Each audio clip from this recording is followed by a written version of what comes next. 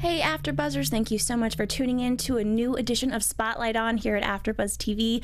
Today I will be interviewing the hilarious Riki Lindhome, so please stay tuned. You're tuning into the destination for TV superfan discussion, AfterBuzz TV. And now, let the buzz begin. Oh, so good. What the fuck did I wait? What's wrong with me? Are we allowed to swear on here? Now we are. All right. No, we are. Just one more second, because it's so good. Thank you. Things unfold. Hey guys, thank you so much for tuning in to another edition of Spotlight On at AfterBuzz TV. I am your host for the evening, late afternoon, Sam Davidson, and I am here with a really special guest I'm really excited about, Riki Lindhome. Thank you so much for joining us. Thanks for having me. Yeah, Riki, if you guys didn't know, basically does everything and is an actress, writer, producer, comedian. You do a musician, of course, and you basically do it all. So I'm really thrilled to have you in the studio with me. Thanks. You just got in on a flight from New York. You're doing so many different things. Just kind of, could you just tell me about your day for a second? Today? Yeah. Well, I woke up at 6:30 in the morning, which is 3:30 our time, and I got on a plane, and then I came here. So that's really exciting. You did some work on the plane though. You're working, Yes. you know, on so many different things right now. Yeah, I'm so grateful for internet on planes, but I can't wait till I have streaming video, because then my life will be perfect. Yes, absolutely. Before we get into all of the exciting stuff that's happening now, I kind of want to start from the beginning. You know, if someone were to tell you when you were 18 years old that you would be show running your own show right now and also starring in it and have a new comedy special coming out, you're this awesome comedy duo, Garfunkel and Oates, like what would you have said to them? Oh my gosh, when I was 18, I totally would have believed it. But when I was like 25, I was like, never. This is never gonna happen. When I was 18, it was like I wasn't even in college yet, and I was like, of course that could happen to me. But then like you move out here and you're like, this is so hard, and then you're like, it'll never happen. But 18, I would have been like, yeah, that sounds right. Yeah, that the whole life, you know, you're just kind of, I'm gonna do it all. I'm gonna be everything. But you kind of have to think that before you come here. I know. Or you wouldn't come here. Exactly. Like you have to think like, yeah, absolutely that could happen to me, or you wouldn't like uproot your life and move here. And then how do you kind of handle going from that to getting here? Because I've been there. I'm from, you know, Cleveland, and I came out here, and it settles in, and you're like, oh wait, fairy tales don't really happen. Right. Well, they do, just not to most people. Have some patience, maybe? Right. Well, they do happen to people, which you're like, oh wow. Like I know people who their first audition, they got shows that ran for 8 years. And you're like, oh yeah, that does happen. But you're like, it doesn't matter. That's not about them. That's their story. This is other people. Yeah, it's like the exception to the rule kind of thing. Yeah, the fairy tales are almost frustrating because that makes you think even more like, oh, this is just not meant to be or whatever. But yeah, the fairy tales, they happen. Yeah, but perseverance, you know, people that stay and they push through it when the times get tough, a lot of people tend to leave. So I think that's a big part of it too. Yeah, I feel like I had a big fall. I had this, like, you know, you meet friends in acting class and waitressing or whatever. I had all these friends, and when I was about 25, there was a big fall off. And then there was another one when I was about 30. And then since then, everyone's kind of stayed. I feel like everyone's like found some kind of niche or some sort of place in business. Yeah, that is an interesting point, because people do come and go, as we all know. But when you did start, you started off basically as just an actress. Yeah.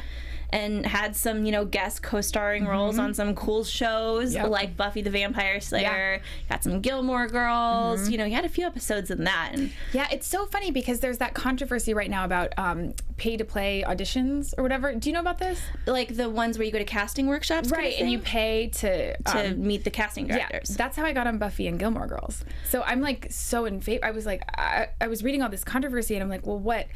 I don't understand it, because the people are like, you shouldn't have. I remember back when I was doing them, they're like, you shouldn't have to pay to audition. And I was like, what if you're from a town of 1,000 people and it's $25 to meet the person who could cast you in the show you love, or you just will never meet them? Those were my two choices. I was like, I want to audition for this person. I don't care that, like, you're paying for the class. You pay for, like, they teach you about auditioning, what they're looking for. And I found it enormously helpful, and it got me, like, started in my career. So maybe there's something I'm missing. Maybe there's some part of the story that I don't understand. But I keep hearing that this big controversy about it, and I could be missing something. Maybe there's some nefarious thing that happened that I don't realize. But for me, I'm like, that was really good for me. Yeah, you know what? I don't think you are. I have a lot of friends that are actors, and one of them was just kind of telling me about that. Everyone's saying not to do it, but hey, I'm still getting my face in front of these people, and what if? You never know. Yeah. And I think that's an amazing story. Even for actors out there to hear, like, don't spend hundreds and thousands of dollars on doing this stuff, but if this is how you can get in and meet someone and you can blow someone away, then why not? Yeah, for me, it was like, I was like, the person who cast Buffy, the person who cast Gilmore Girls, like, I could just audition for them tonight. I was like, well, that's obviously how I'm spending my night. Like, there was nothing I'd rather spend my money on. I was like, well, that's clearly where I'm going to go tonight. I couldn't believe that, like, I knew 0 people at all. And the fact that you get to, like, meet the person who can put you on this show, I was like, that's pretty cool. Yeah, it is. It's a pretty cool thing. And yes, there's ups and downs, but you did start off wanting to just kind of, I'm going to be an actress. Did you have desires before then to write and stuff? I totally did, but for some reason, I just thought you had to pick one. You know, I just didn't know anything. Because that's what they tell us. Right. Or do they? I don't know. I guess I didn't know anyone. I didn't know anything. So I was like, well, I think you just, like, do one and that's it. And it just didn't occur to me. It just didn't occur to me that I could do multiple things. I was actually in college. I would play comedy songs at parties, and I played for, like, freshman orientation. I would play, like, in like big, you know, theaters. I'd play comedy songs, and it never occurred to me that could be a living. What did you think that was? Just fun. Yeah. And that you're being able to do this in front of all of these people was like just normal. So fun and so cool. And then I'm like, now I'm gonna go pursue acting. And I didn't bring anything together. And I used to be like, I used to write and all this stuff, and then I just kind of only focused on the one thing, which I don't know if that's bad. I mean, you do kind of gotta, like, at least I had to sort of focus when I got here and try to make one thing happen. Well, you know, for me, and I think hopefully a lot of the other viewers out there, I've always wanted to do a lot of things. And one of the things I really love about you, Riki, like I said, I have been a fan and I'm not lying. Oh, thank you. I've, like, followed your career and researched your career, and I think that it's so cool that you have been able to do all of these different things. And it's pretty crazy. It is. Like, sometimes people say just climb one ladder. If you climb a bunch, you're not going to get to the top of any ladder. Clearly, I don't agree with that. Yeah. Clearly. But like, there is also something to really focusing on one thing, but just for that second. Like, you don't have to be like, I'm only this. I actually have, like, an analogy that I use for myself, which I think of it like I read this in a self-help book years ago, where I think of it like a burner. It's like the ovens, there's 2 burners. You can have 2 things on the front burner and then 2 things on the back burner. And at any point you can just, like, switch the pots and go, okay. So it's not like, oh my God, I'm not doing this thing. You're like, no, I can, like, me personally can focus on about 2 things at once, like 2 projects. And I can't, 3, I start to get divided and nothing gets done. So if I, like, sort of focus on 2 things, but then have that, like, reassurance that, no, I've got some irons in the fire, and anytime I want, I can just switch it over, and then I can focus on that thing. And it kind of calms me down. Because you always feel like you're not doing enough and you're letting this thing slip, and I'm like, no, because I got to make this thing happen first that's on the front burner, and then I'll bring something else up. I'm picturing this right now, like, in my kitchen, and it is helpful. Right? Yeah, that's a good one. Yeah, because you do want to, like, you want to finish things. Mm-hmm. You want to drink, like, a little tea. Yeah, you don't want to do, like, a little bit of 15 things. You want to finish something if you're making Exactly. So move things around, concentrate on things, and then move on to something else. Yeah, half a screenplay never helped anybody. Nope. Yeah. Or just an outline. Yep. Never. Well, let's talk about when you really kind of came into this, you know, I can do these funny songs, and you met a partner. Yep. Kate McCucci, who, you know, is the other half of Garfunkel and Oates, and is so hilarious. Yes, she's very funny. The both of you, it's one of those things that I would watch your stuff and be like, it's really weird. I can't decide which one I like more. You know what's so weird is that people feel like they have to. I never understood that. Right? I just never got that. I don't know if that happened. It's so, and Kate and I are always like, when people, like, some people will be like, I like you more to me. And I'm like, that's not, you were just insulting my friend. Like, that's not, like, this is, like, one of my best friends. Like, it's not, I'm not like, good, I'm better than her. It's just a weird, yeah, it is weird, but people, like, feel like they have to pick, and they tweet me about it. Oh God, it's like, I like you. No, and you don't. That's the great thing about you guys together, is that we're so different. You're so different, but it's half and half. Not one of you is really taking the lead on anything. Nope. And it works out very beautifully and hilariously, and you guys just have this great energy going back and forth. I mean, I was such a big fan of the IFC show. Oh, thank you. And I've watched it several times on Netflix. I think it's really funny. I was super bummed that it's been canceled, but it's almost like there's several different versions that have happened happened of, you know. Well, we might do something else. I think you guys should do a movie. Yeah, we might. I mean, it was scheduling reasons because I was doing another period, and then it was like they wanted me to start season 2 while I was doing another show. So it was like I just don't have enough hours in the day, and so it was just like.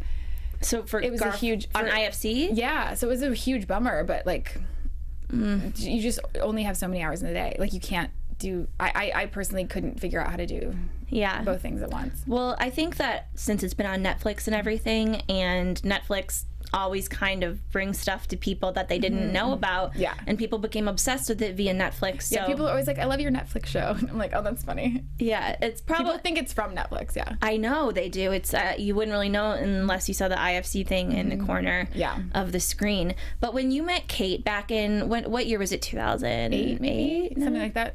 Something, yeah, because I know because I was there. Yeah, but you guys met and it was through UCB, Upright Citizens Brigade. We were actually just there seeing a show. We weren't doing a show. We were just in the audience and we met, and then we became friends. And then she's like, "Oh, I'm doing this show tonight," and I was like, "What is it?" She's like, "Well, I'm going to try to play these comedy songs," and I'm like, "I play comedy songs." And then I went to see her, and she was so funny, and she did Like a Virgin through a snorkel with her ukulele, and it was just so weird, and it made me laugh so much, and like.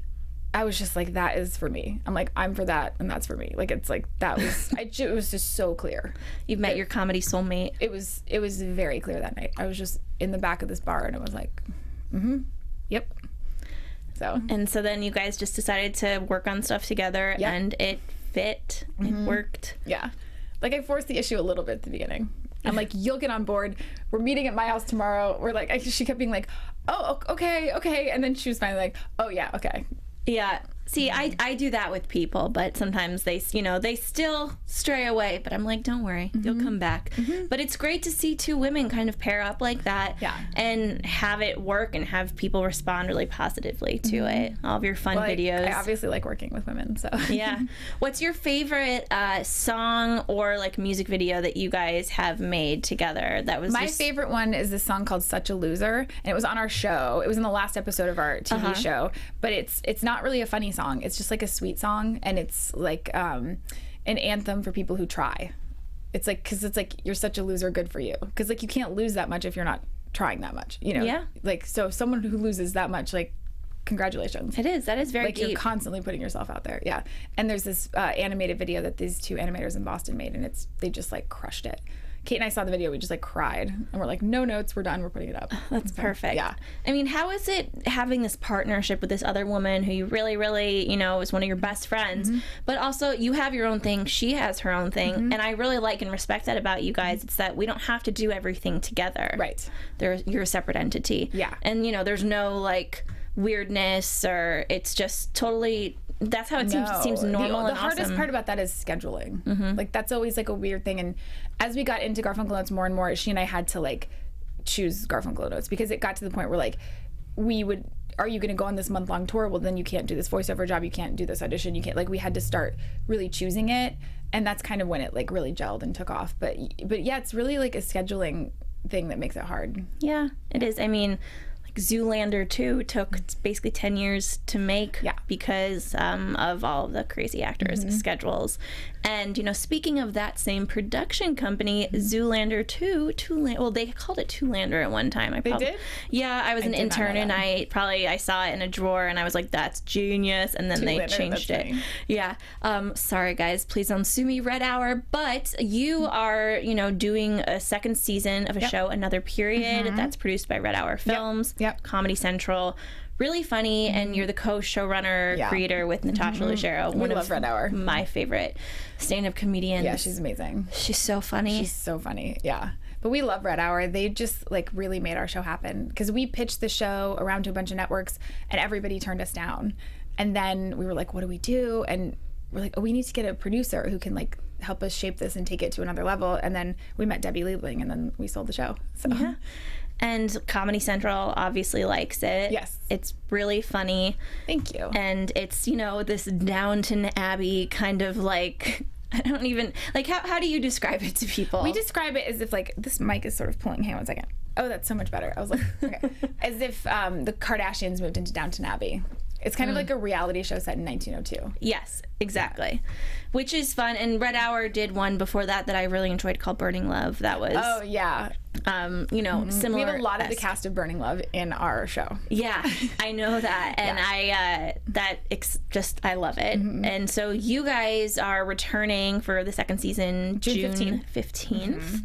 And do you have anything like you can tell us about that yet, or any special It's a pretty guests? crazy season. We really push the envelope in some things, and I'm curious what people will think, because some of it's like pretty risky. Like Harriet Tubman is the focus of our first episode, and we kind of have her as a branding expert, which is so interesting because she just got on Money, but she's basically talking about how she knows how to brand herself. She just got on Money. Yeah, so she teaches my character, Natasha's character, how to like, you know, brand ourselves and make ourselves the face of something, you know. Is that a coincidence, or did you guys just start that after? Because we wrote it last summer. We wrote the show last summer. So, because I mean, am I really behind? Because I just found out that Harriet Tubman was going to be on Money. It's a coincidence. Like, we wrote the episodes and we filmed everything. Like, we write all at once, we film all at once, and now we're editing all at once. So it's been in the can for a while. But yeah, the Money thing's just coincidental. That's really fortuitous, kind of, because that's going to be really funny when that comes out, and it's going to seem as though you did, but you didn't. It just happened. But it's funny because we did talk about her being on Money back then, because like that was when they were kind of deciding, and they were like, oh, we're going to keep Jackson but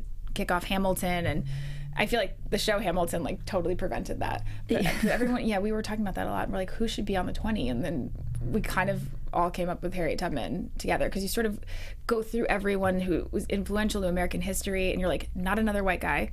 So who was, you know, and it just seems obvious. Yeah. And so, oh my God, that's really just so coincidental and funny. And so when that actually happens and then the show comes out, it's going to be really interesting. And that's just a thing that you guys happen to be talking about is also hilarious. Like, what did the government tap into your computers or something? And they're like, they have a good point. You know what? Yeah. Those writers. Oh my gosh, I should write more emails about what I want, like, politically. And just be like, anyone who's listening. I'm like, I totally want Al Franken for VP. That's for real. I think he's an amazing choice. That's for real. Yeah, just keep on writing. You never know who's watching, which is also extremely, extremely creepy. Yep. So right now, that is on your front burner. Yes. Is another period. And the special. And the Garfunkel and Oates special. Well, yes, of course, the Garfunkel and Oates comedy special. Yes. 2 days. Yep. It comes out on Vimeo. Yes, but you can download it anytime. It's not like you can only watch it for one day. You can download it on Vimeo at any point after Thursday. And so tell me about this experience of making the comedy special, because you directed it. And I co-directed with Jeremy Connor. Okay, and who then directs Another Period. Yes. So it's awesome how you meet these people, you continue to work with them. It's really fun to kind of see like repeat groups, because you're like, oh, this is how that works. You can It was actually awesome. Like, we that. shot in Seattle, and we flew our whole, like, all of our people up, like, down to our makeup artist and whatever. We all like got up, you know, and went in a little group and shot it, and it was really fun. And one of our good friends, Anthony Jeselnik, he's a comedian. He's our opening act, which if you do know his act, he's a very successful comedian. So him being our opener. He was like, on the IFC show. Yes, he was on our first episode. I loved that storyline. Thank you. I thought when I threw up on his penis. Yep. Yeah. I did. And also just the other stand-up comedian that, you know, he gets upset when you talk about him, but like when he does it, it's okay. Yep. And I saw the trailer for the comedy special, and I was like, oh, there he is again. Talking shit again. Yeah. Well, he's the funniest person I know. He's the single funniest person I know. So every time I do something, I'm like, will you be in it? And like, and just be the asshole, please. Everything he says is funny. He basically is our opening act, and he just like talks about how terrible we are the whole time, which no one really ever does in their special. Like, he's like, you know what I like about Garfunkel and Oates? Nothing. And then he was like, once in a generation, someone comes along that changes the face of comedy, and other people need to use guitars. Please welcome the latter. That's how we come out in our own special. That's amazing. So it's like pretty different. And you guys have some dance oh yeah, stuff it's super homemade. We have a whole storyline. Like, the storyline is basically that we want to get a special made, but it's expensive, and so to raise the money to make a special, we put on a charity concert, and the charity, like, or a fundraiser concert, and the fundraiser concert is the thing that you see in the special, and it's us trying to get a special. Okay, so yeah, it's very meta. I'm really silly. I kind of thought that was real? Like you guys did put on a charity concert for your... No. If you see it, it's not real. Okay, I was like, oh, because it says that they, did a fundraiser to like get their. Why wouldn't anyone want their comedy special? What? No, duh. we luckily did not have to do a fundraiser to get a comedy special. Thank God. But yeah, no, it was just like a meta silly idea. That it's funny though because I was like, well, that's kind of crappy that they had to do that, but okay, sure. That's really funny that you thought that was real. Yeah, because there are some, because I've just seen clips and the teaser stuff. Yeah, and there are a couple things online that like have said that you did that. Really? Yeah. That is. I need to Google myself more. Apparently. Yeah. That's so silly. Not that it says anything bad. I'm kidding. I don't know. I'm kidding. Just don't do it. No, I know. I don't need to do that. I do not. But like, yeah, that's so funny that people think that's real. Yeah. No. I mean, I'm sure once they see the special, they will see it's like clearly a farce. We're clearly acting in scenes. Like it's silly. It's clearly a setup. It's a set with lights and like. And how did they think we filmed the special? If we were doing I don't think they think we had the money to film the benefit concert. I don't know. I think that they thought that maybe was a recreation of something that you originally did. Oh no, no. Well, that's no. Thank God for that. No, but it's got a big check from Vimeo and made it special. Good for you. But it's is it more like sketch too? Because you're like there's scenes we're acting. It's not really sketch, but it's like it's a story. It's kind of like Jesus' Magic, where she has that storyline where she's trying to come up with a show by that night. So it's kind of inspired by that, where we have a fake storyline where we're trying to get this thing made, and so we have scenes like leading up to it, and then we have the final scene where you find out if we got to make a special or not. So and dun dun dun. Yeah, that's a mystery. How long is it? It's like an hour. Yeah, like the concert itself is like 40 minutes or something, and it's like 20 minutes of other stuff, dance routines and things like that. How long did it take you guys to shoot it, and was it just real quick? We shot the special itself. We did 2 shows in one night, but it's like weeks of pre-production and stuff, and like 8 years of touring leading up to developing that act. But that was just in one night, and then the special, the rest of it we shot over a weekend, over like 2 days. Just a weekend, guys. No big. I mean, yeah, it sounds like that, but then we edited for like 4 months, and we wrote it for 2 months before that. So we like things to look homemade and easy, but for us they never are. Maybe some people it's easy, but for us it's not. Yeah, well, you guys like to do your stuff yourselves, which is amazing, and you can tell when you watch your work that it's like that you all, the two of you really had a lot to do with it, and yeah, it's always fun to see that. Thank you. So I know that the comedy special's coming out. Is this going to prompt? I saw that you and Kate were going to be like in Vegas at some point. Are you guys going to? Oh yeah, we have a couple dates coming up. Kate's actually been gone for like almost a year filming movies. She just got back from Italy on last Sunday. Look at her. Yeah, she was in New York, she was in San Francisco, so she's kind of been gone, but now she's coming back, and so we're going to start playing shows again. Okay. I think we have like maybe 5 shows coming up. I'm not sure. We're doing what's that called that Jack Black does, the oh my gosh, Festival Supreme. Oh, yes. So we're doing that and playing Vegas, just like fun stuff coming up. That's really exciting. And all that info is on your guys' website and all of that, Garfunkel and Oates. Yeah. So when was the last time you've like worked with her and been with her? We like kind of since we filmed the special in October, because she's just been gone. So yeah, so I'm like very excited. I mean, we see each other whenever she'll be home for like 2 days or whatever, and we see each other, and she was home for my birthday, and but hopefully now she's home for a little while longer. So is she ever going to make an appearance in another period?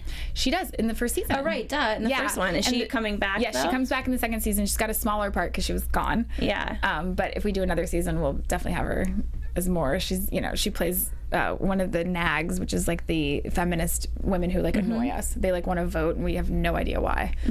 Yeah, and Kate's one of like those annoying women who want rights. So. Yeah, yes, I remember that now. And hopefully, yeah, it would be stab fun. her in the eye with the end of a wine glass. That must have been fun. It was. Well, I'm actually really clumsy, and Kate was like, "How do we?" Kate's like, we have to find a safe way to do this stunt, because she knows that I'm actually clumsy, and so I had to like stab a couch.